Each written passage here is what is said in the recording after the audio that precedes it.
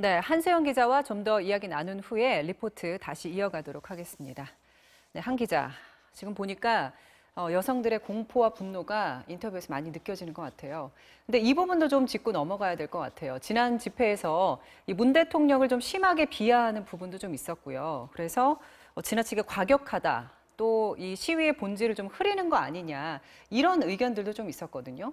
네, 말씀하신 대로 일부 시위 참가자들 가운데서 문재인 대통령을 비하하는 발언이 나와서 논란이 되기도 했고요. 또 앞서 보셨듯이 그 새로 뽑는 경찰 중에서 여경 비율을 90%까지 올려달라 이런 발언도 있었고 삭발식도 진행이 됐습니다. 그래서 논란이 되고 있는데 이 시위에 대해서 공감한다, 여성들도 차별 없는 세상을 바란다 이런 의견들도 있는가 하면 또 시위에 오히려 반감이 생긴다는 의견까지 나오면서 또 다른 논란이 이 시위를 놓고 진행 중입니다. 그렇습니다. 이 집회가 주로 10대, 20대 여성들이에요. 어떻게 보면 우리 사회에서 처음 보는 집회 형태라고도 봐야 할 텐데 이들의 취지에 공감한다 이런 의견도 있지만 남성에 대한 혐오가 지나쳐 불편하다 이런 굉장히 다양한 시각들이 많이 존재하는 것 같아요.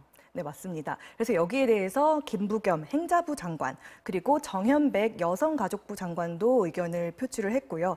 또 저희가 직접 만나보니까 시민들도 이 여성 시위에 대해서 굉장히 다양한 의견을 가지고 있었습니다. 네, 한수영 기자가 직접 만나봤죠. 네, 화면으로 만나보시겠습니다. 시민들의 생각은 집회의 어느 부분에 포인트를 맞추느냐에 따라 다양했습니다. 여성의 안전과 차별 없는 사회를 만들자는 집회의 근본 취지에 대한 공감. 안전한 진짜 거리, 동등한 대우, 또 임금 같은 것도 같이 이런 시위하는 부분에 대해서 저는 공감하고 또 지지하고 싶어요. 불평등 겪고 있는 부분이 일정 부분 있다고 생각하고요. 사회적으로 개선해야 된다고 생각해요.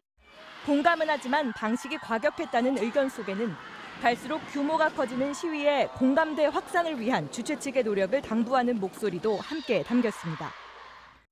여성 편향적으로만 좀 보여주고 있지 않나 그런 게 좀 서로 좀 이해관계가 좀 있어야 되는데 그런 거가 좀 안 보여주고 이슈가 사회에 필요한 건 맞는데 과격하게 활동을 하는 건 조금 자제를 해야 된다고 생각합니다. 분노와 저항을 강조해 표출하기 위한 극단적인 표현들과 여성 시위가 남성과 여성 간의 갈등으로 야기될 가능성에 대한 우려도 보였습니다. 성추행을 한 전력도 없고 앞으로 할 생각도 없고 해서도 안 된다고 이제 배워왔는데 같이 공격을 받게 되니까 여성의 외침을 들어주셔야 합니다. 남성이라면 더더욱 그래야 합니다. 주말 집회 이후 김부겸 행자부 장관은 여성들이 시위에 나선 이유에 대한 공감과 남성의 책임감을 강조했습니다. 반면 청와대 국민청원 사이트에는 여성 시위를 규탄하는 주장들이 올라오면서 극단적인 의견의 스펙트럼을 보였습니다. MBC 뉴스 한수연입니다.